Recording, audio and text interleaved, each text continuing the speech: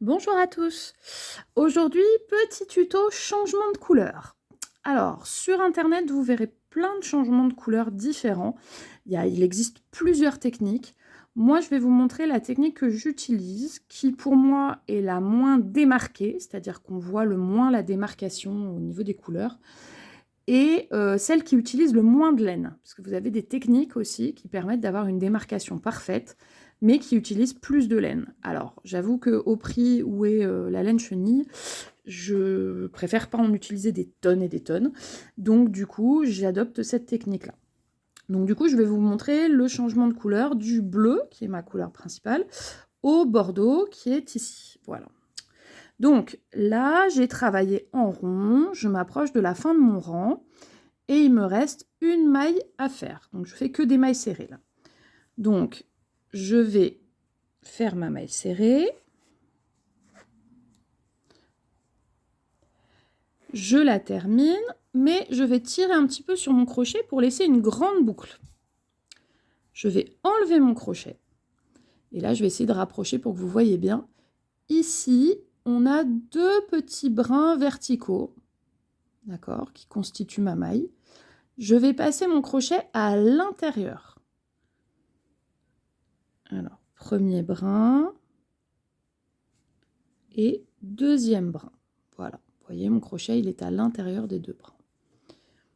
Ensuite, je vais attraper mon fil bordeaux que je vais passer, sans qu'il glisse, c'est mieux. Hop. Que je vais passer au travers des deux petits brins dans lesquels je suis passée. D'accord ? Vous voyez, là, du coup, sur mon crochet, je n'ai plus de maille bleue, mais j'ai une maille rouge. Je défais mon marqueur pour commencer mon nouveau tour. Donc, cette maille-là, même si j'ai passé mon fil bordeaux, ne compte pas comme une maille de la nouvelle couleur. Elle compte comme une maille de l'ancienne couleur. Vous allez voir après. Et donc là, je vais pouvoir commencer mon nouveau tour avec ma nouvelle couleur. Donc en maille serrée, cette fois-ci, je me récupère mon fil bordeaux. Et je vais continuer mon tour en maille serrée. Une fois que j'ai fait 3-4 mailles serrées, vous voyez là j'en ai fait 3, je peux en faire une quatrième. Donc voilà, là j'ai 3-4 mailles serrées. J'ai ma boucle là, je peux tirer sur mon fil bleu. Et regardez, hop, ça ne se défait pas. Et là j'ai une maille bleue et ici ma maille rouge. Je vais finir mon tour en maille serrée bordeaux.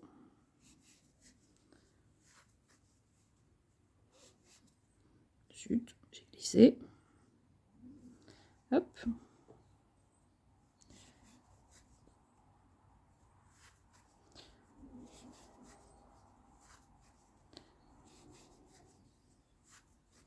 J'y suis presque.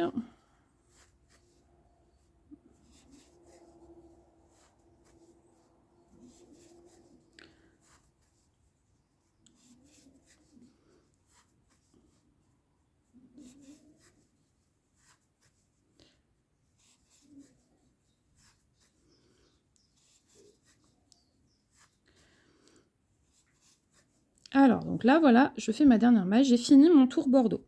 Alors là, on voit un petit peu de bleu, mais quand je vais attaquer mon nouveau rang, voilà, on le verra beaucoup moins. Donc, on a quand même un tout petit décalage du fait que je fasse des cercles, pas des cercles complets, en fait, je travaille en escargot. Mais ce que je fais, c'est qu'en général, cette petite partie-là, je m'arrange pour qu'elle soit, si c'est un bras ou une jambe à l'intérieur, si c'est, je m'arrange pour que ce soit dans le dos. En général, les patrons sont bien faits pour ça, ce qui permet que les changements de couleur se fassent à des endroits qui sont moins visibles. Voilà. Alors ensuite, vous allez me dire, qu'est-ce que je fais de mon fil bleu? Eh bien, tout dépend. Si dans votre patron, vous avez encore besoin du bleu, vous pouvez le laisser là. Il n'est pas gênant. Ça veut dire que quand vous en aurez besoin, bah, vous le récupérerez. D'accord? Ça peut marcher, ça, il n'y a pas de souci. Ou alors, si vous n'en avez plus besoin, vous le coupez, clac, et vous le cachez à l'intérieur. Voilà. Et donc là, vous avez, voilà ce que donne le changement de couleur